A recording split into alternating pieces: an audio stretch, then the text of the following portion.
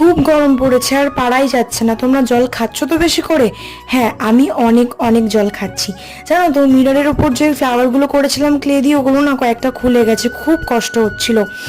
যাই হোক, মামামের কাছে আবদার করেছিলাম গতকাল যে চিকেন এগ রোল খাবো, তো মাম্মাম সেই মতো আজকে বানিয়ে দিয়েছে। জানো তো, আমি না ছোট থেকে বাড়ির খাবার খেয়েই অভ্যস্ত। এই যে এত বড় হয়ে গেছি না, বাইরের খাবার খুব একটা খাই না।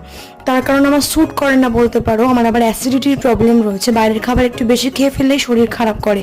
সেই জন্য মাম্মাম সবটাই আমাকে বাড়িতেই বানিয়ে দেয়। বাইরের খাবার পুরোপুরি 100% ভাবে আমি অ্যাভয়েড করি। আজকে বাপির নাইট শিফট ছিল বলে বাপি আজকে শাকের একটা প্রিপারেশন তৈরি করছিল, সেটাও তোমাদের সাথে শেয়ার করলাম। আর হ্যাঁ, বাজার কলকাতা থেকে আমি এই ড্রেসটা কিনেছি। এটার দাম নিয়েছে 699। মামার বাড়িতে পরে যাব জামাই ষষ্ঠীর দিন।